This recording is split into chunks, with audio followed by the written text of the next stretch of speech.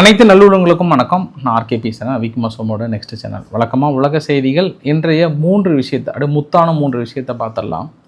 ஒன்று, ரஷ்யா தனது ஓர்ஸ்னிக் மிசைல்ஸ் மூலிமா உக்ரைனுடைய தலைநகரை தாக்கிவிட்டதாக பத்திரிகைகள் பலவாறு எழுதியிருக்காங்க. நிச்சயமாகவே தாக்கல் நடந்திருக்கான்னு உங்களுக்கு வீடியோ பதிவுகளுடன் நீங்கள் பக்கத்திலிருந்து பார்த்த மாதிரியான ஒரு உணர்வை ஏற்படுத்துவதற்காக நான் உங்களுக்கு நிறைய வீடியோ பதிவுகளை காட்டுறேன். நீங்களே கண்டுபிடிங்க. ஒன்று. இரண்டாவது விஷயம், அங்கே பேச்சுவார்த்தையில் என்ன அடுத்த கட்ட முயற்சி, நிறையா விஷயம் கலந்து வருது. அது உண்மையாக பொய்யான்றதை பார்த்துடலாம். மூன்றாவது விஷயம், ரொம்ப ஃப்ரெஷ்ஷாக பாகிஸ்தானில் கொட்டான்ற பகுதியில் பெரிய ஒரு குண்டு வெடிப்பு நிகழ்வு, நிறைய மக்கள் இருந்து போனதாக சொல்கிறாங்க.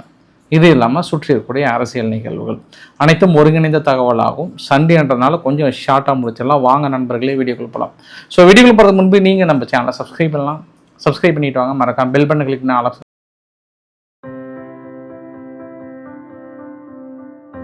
முதல் தகவல் சுட வந்த தகவல்ன்றதுனால ஃபஸ்ட் நான் உங்களுக்கு சூடான தகவலை கொடுத்துட்றேன். நான் இங்கே நீங்கள் பார்க்குற பக்கத்தில் இருக்கிற பதிவுகள் எல்லாமே வந்து பாகிஸ்தானில் கொட்டான்ற பகுதி. அங்கே ரயில்வே ஸ்டேஷன் ஒன்று இருக்குது. ட்ரெயின்லாம் நின்றுட்டு இருக்கிற பகுதியில் ஒரு பெரிய பிளாஸ்ட், பயங்கரமான லவுட் எக்ஸ்ப்ளோஷனில் குண்டு வெடிக்குது. அந்த குண்டு வெடிச்சதில் அப்புறம் ட்ரெயின் பக்கத்தில் நிறைய அந்த வெஹிக்கிள்லாம் கார்லாம் இருக்குல்ல, அந்த இடத்துலையும் குண்டு வெடிப்பு நிகழ்ந்துருக்கு. இன்ன வரைக்கும் 40 பேர் பக்கம் இருந்து போனதாக சொல்கிறாங்க. 80 பேர் பக்கம் வந்து படுகாயமடைந்திருப்பதாக சொல்கிறாங்க. இன்னும் யார் இதுக்கு பொறுப்பேற்றுக்கல. கொட்டா அப்படின்னாவே வந்து மேபி பலுஜிஸ்தான் என்ன கையில் வச்சாங்களான்னு தெரியல, இல்லை அங்கே ஆப்கானிஸ்தானோட எல்லை பகுதியிலிருந்து தெஹ்ரிகே தாலிபான்கள் ஏதாவது பண்ணாங்களான்னு தெரியல. தொடர்ந்து அந்த எல்லை பகுதியில் கொட்டான்ற பகுதியில் ஒரு 2 நாளைக்கு முன்பு பாகிஸ்தான் என்ன பண்ணாங்க, ஒரு 36 தீவிரவாதிகளை நாங்கள் சுட்டு வீழ்த்தி விட்டோம், தெஹ்ரிகே தாலிபான்களை அடித்து முடிச்சிட்டோம்னாங்க. ஏன்னா அந்த பகுதியில் காவல் நிலையங்கள் மீது தாக்கல் நடத்த முயற்சி பண்ணாங்கன்றதுனால நாங்கள் பெரிய தாக்கல் நிகழ்த்தினோம்னாங்க. ஒருவேளை அதற்கு பதிலடியாக கூட இருப்பதற்கான வாய்ப்புகள் இருக்குன்னு நினைக்கிறேன் நான். இன்னும் அங்கேருந்து முழுமையான தகவல் இப்போ ரொம்ப சுட வந்த தகவல் இப்போ அப்படி லைவாக அங்கே நடக்குது. நான் அந்த வீடியோ 12:20 எடுக்கிறேன். அங்கே 12 மணிக்கு பக்கம் குண்டு வெடிப்பு நிகழுது. ஆனால் இதுக்கப்புறம் தான் அங்கே இருக்கிறவுடைய பாதிப்புகள் என்ன, வேறு என்ன விஷயங்கள் அங்கே நடந்திருக்குன்றதை உங்களுக்கு நான் அடுத்த பதிவில் ரவிக்குமா சோமு சேனலில் கொஞ்சம் டீட்டெயிலாக சொல்லிடுறேன். இது அங்கேருந்த வீடியோ பதிவு பக்கத்தில் இருந்து பார்த்த மாதிரி உங்களுக்கு ஒரு உணர்வு ஏற்படுத்தியிருக்கும்.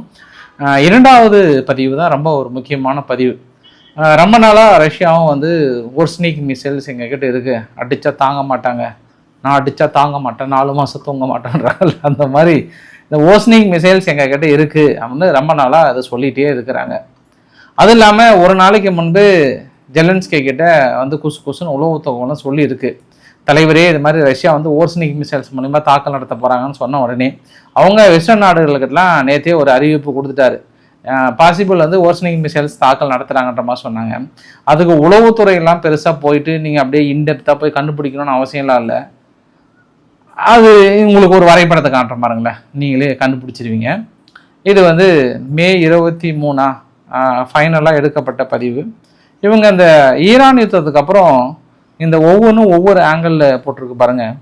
இந்த சின்ன வட்டமாக ரவுண்டாக ப்ளூ கலரில் நீல கலரில் ரஷ்யானுடைய பகுதியில் பார்க்குறது எல்லாமே ஆயில் அண்டு கேஸ் இன்ஃப்ராஸ்ட்ரக்சர்ஸ், எண்ணெய் வளங்களும் கேஸ் வளங்களும் இருக்கக்கூடிய சுத்திகரிப்பு நிலையங்கள் இல்லை கிடங்குகள் இருந்த பகுதியில் அடிச்சிட்டாங்க. அந்த ரவுண்டாக இருக்கிற பகுதியெல்லாம் முக்கோணம் மாதிரி இருந்தது அப்படின்னா அது போர்ட்டினுடைய இன்ஃப்ராஸ்ட்ரக்சர்ஸை தாக்கல் நடத்துகிறாங்க.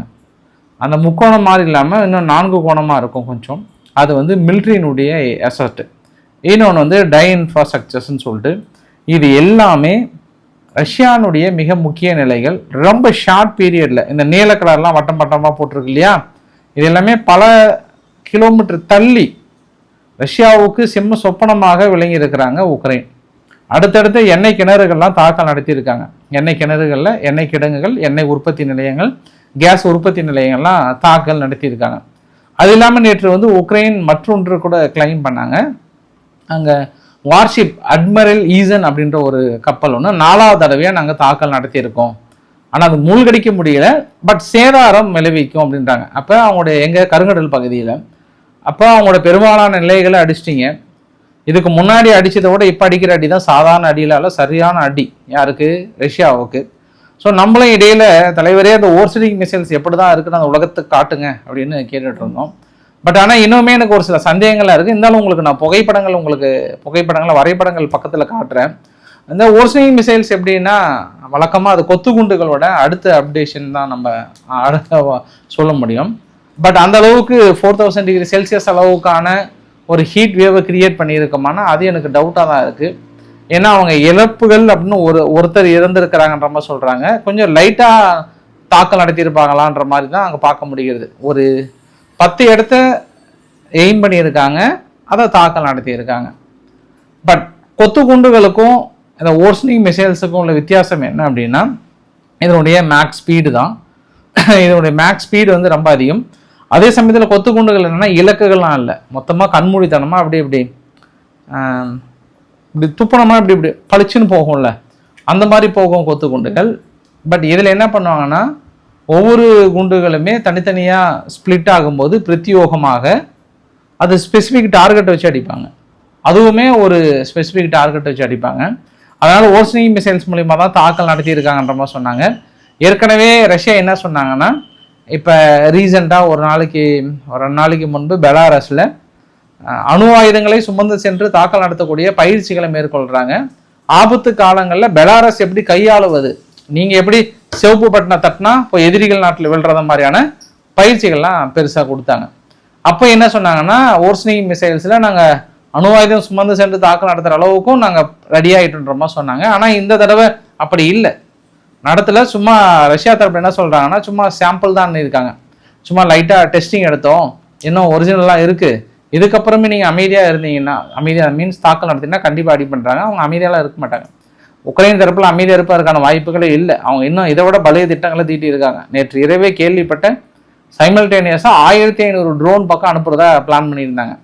இப்போ இந்த தாக்குதல்னால மேபி தள்ளி போடுறாங்களா என்னன்னு தெரியல. ஆனால் மிக முக்கியமான பகுதிகளில் தொழில் நகரங்களில் குறிப்பாக தலைநகரை அடிச்சிருக்காங்க. அதுவும் ரஷ்யா தரப்பில் என்ன கிளைம் பண்ணியிருக்காங்கன்னா அவங்களுடைய இராணுவ சீஃபே இறந்துருப்பாரான்ற மாதிரி சொல்கிறாங்க. பட் உக்ரைன் தரப்பில் எதுவுமே சொல்லலை, ரொம்ப அமைதியாக இருக்காங்க. ஸோ ரொம்ப நாள் இந்த ஓர்ஸ்னிங் மிசைல்ஸை பற்றி சொல்லியிருக்காங்க. அவருடைய தாக்கம், அதனுடைய வேகம், அதனுடைய இழப்புகள் எல்லாமே கம்ப்ளீட்டாக நம்மளுக்கு இரவு பதிவில் கிடைத்துவிடும். உங்களிடம் வழங்கி விடுகிறேன். ஸ்வீடன் என்ன சொல்லிட்டாங்கன்னா நேட்டோ நாடுகளில் வந்து உக்ரைன் இப்போது நிலைமைக்கு இணைக்கக்கூடாது, அது ரொம்ப மோசமாயிடுன்றாங்க. இன்னுமா நேட்டோ நாடுகள் நம்பி இருக்கீங்க?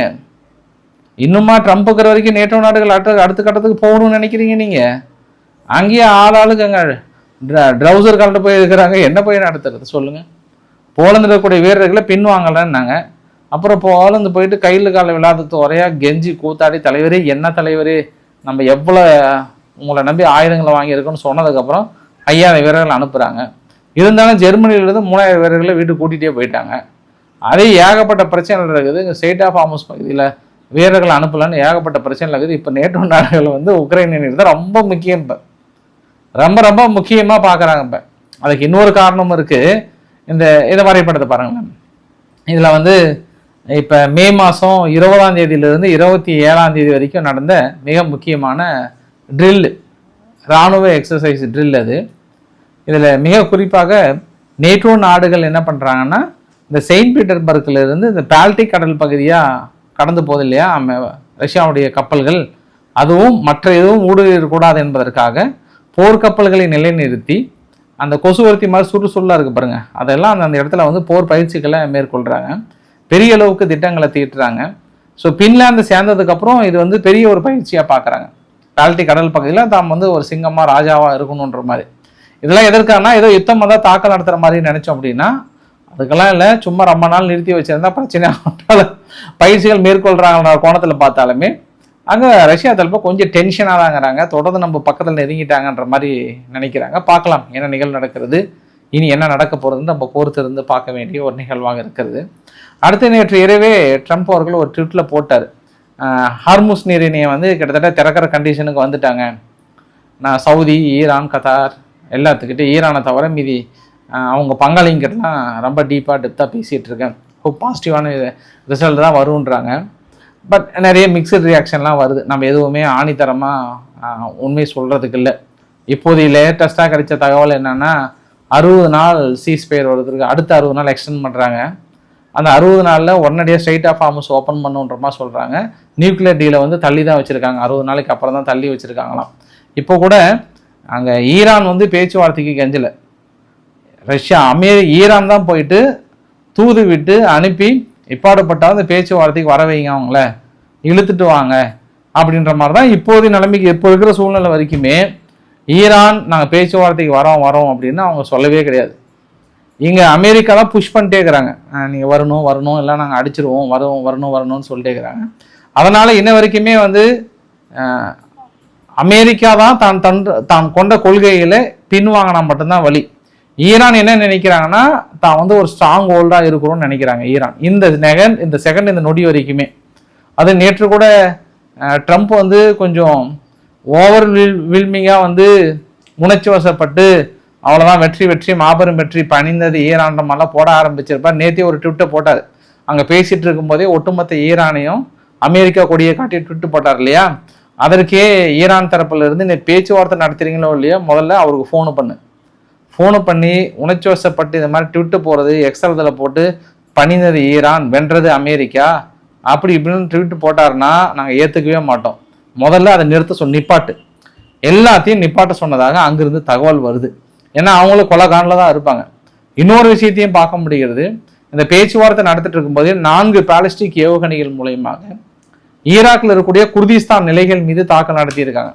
அப்போ பாகிஸ்தான் வந்து உலகத்துக்கு என்ன சொல்ல வராங்க அப்படின்னா, நாங்கள் எதற்கும் பயப்படல, எதற்காகவும் பயப்படல, கடைசி நேரத்தில் கூட எதிரிகளை இலக்கு வச்சு அடிக்கிறோம், குர்திஸ் ரீஜனை வச்சு நீங்கள் ஏதாவது எய்ம் பண்ணீங்க அப்படின்னா அவங்களே அடிச்சிருவோன்ற மாதிரிலாம் இந்த நிகழ்வில் வந்து சொல்கிறாங்க.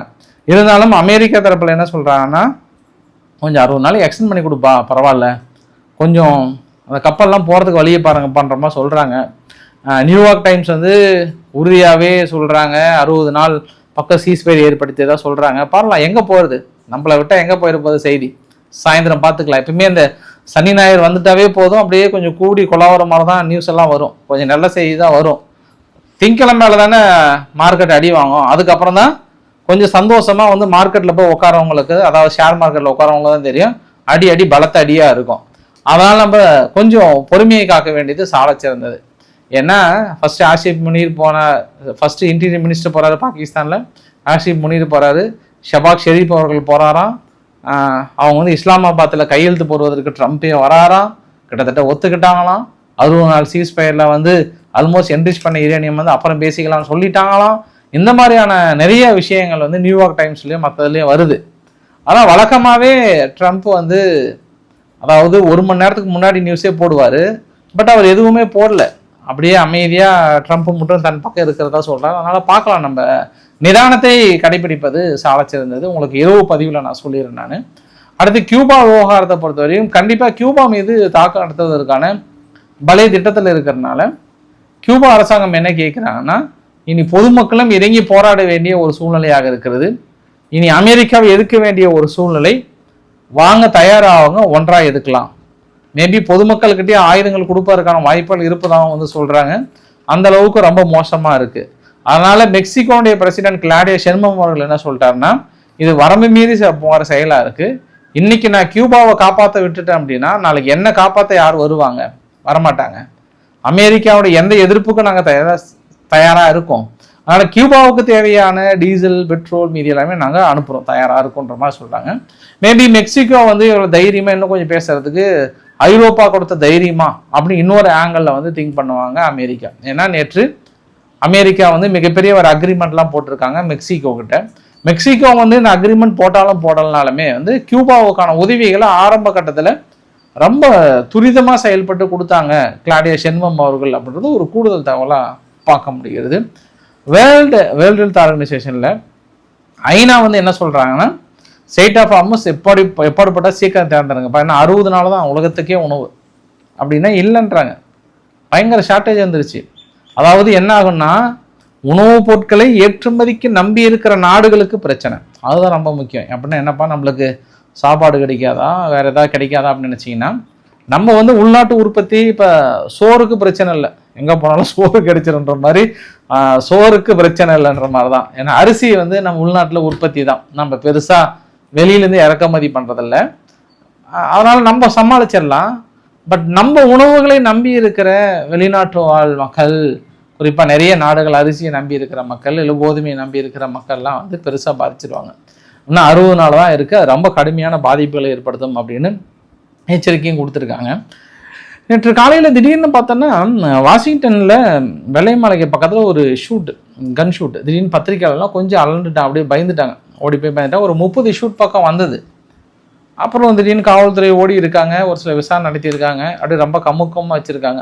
மேபி இன்னும் ஒரு 1 மணி நேரம் கழித்து வெளியிடுவாங்கன்னு நினைக்கிறேன். அதாவது இன்னைக்கு காலைல நம்ம இந்திய நேரப்படி அங்கே ஒரு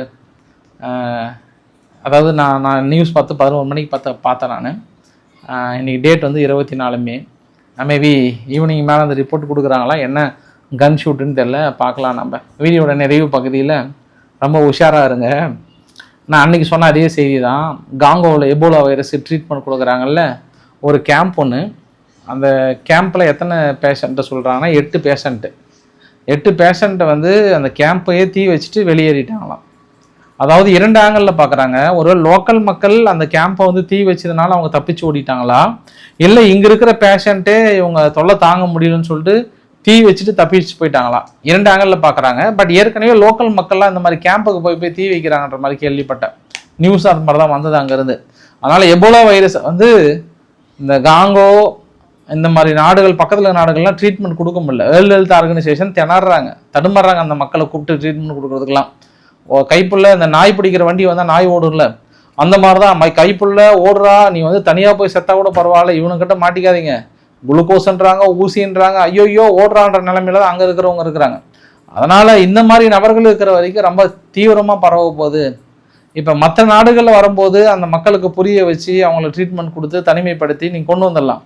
இவங்க அந்த பாருங்கள், கேம்புக்குள்ளேயே அவங்க பற்ற வச்சுருக்காங்க, கேம்ப்லேருந்து தப்பிச்சு போயிட்டாங்க 8 பேர். இந்த 8 பேர் எங்கெங்கே போவாங்கன்னு தெரியாதுல்ல, ரொம்ப சீக்கிரமாக ஸ்ப்ரெட் ஆகுன்றாங்க.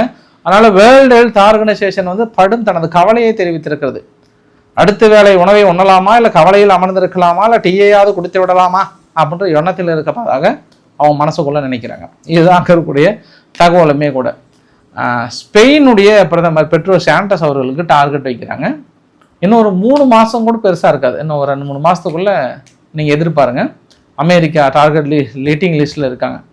ஏன்னா இன்னைக்கு இல்லை, நேற்று வந்து பெரிய ஒரு போராட்டம். பெட்ரோ சாண்டஸுக்கு எதிராக ஊழல் புகார், அவர் மனைவிக்கு ஆதரவாக செயல்பட்டார் அப்படின்றதுக்காக ஊழல் புகாருக்காக ஒரு பெரிய ஒரு மக்கள் மத்தியில் போராட்டத்தை எழுச்சியும் பார்க்க முடிஞ்சுது. ஒரு வாரத்துக்கு முன்பு கூட இதே மாதிரி போராட்டம் ட்ரை பண்ணாங்க.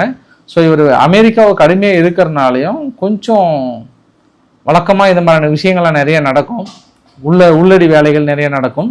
அடுத்து ஸ்பெயினோட பிரதமர் பெட்ரோ சாண்டஸ் அவர்கள் குறிவைக்கப்படுகிறார். நாளைக்கு திடீர்னு மாறிட்டார்னா நீங்கள் என்னை மனசுக்குள்ள நினச்சிக்கணும், அன்றே சொன்னார் ரவி அப்படின்னு நினச்சிக்கோங்க. இன்னும் எனக்கு தெரிஞ்சு 1 மாதத்துக்குள்ளே அவர் காலி பண்ணுற எய்மில் இருக்காங்க.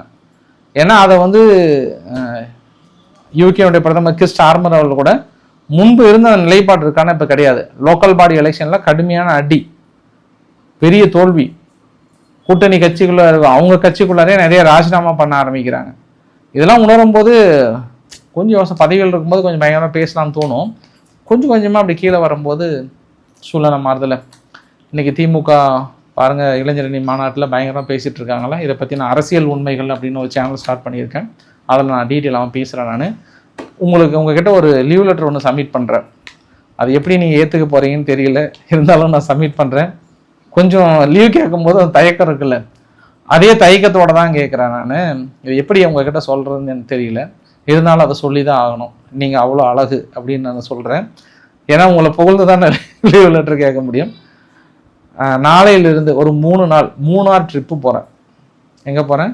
மூணார் ட்ரிப்பு போகிறேன். முடிஞ்சால் நான் வீலாக அங்கே ஏதாவது எடுத்து போகிறேன், இல்லை வீடியோவே எடுத்து போட முடிஞ்சாலும் போகிறேன். நான் பெருசாக பிளேஸ் எல்லாம் சுற்றி பார்க்கல, சும்மா எங்கள் மக்கள் விரும்புகிறாங்க எங்கேயாவது போகலாம், இந்த ரூமுக்குள்ளேயே உட்காந்து அடைஞ்சு கிடக்குறீங்களே, வாங்க எங்கேயாவது போகலாம் வாங்க அப்படின்றதுனால சரின்னு மூணாருக்கு போகிறோம். வழி முழுக்க இந்த தடவை வீலாக எடுத்து போகலான் இருக்கேன். அதை அங்கே எங்கே போகிறேன், எங்கே ரீச் பண்ணுறதெல்லாம் போகலான் இருக்கேன். பார்க்கலாம், நான் சூழ்நிலைகள் எப்படி அமையுதுன்னு தெரியல, அதை பொறுத்து தான் இல்லைங்களா.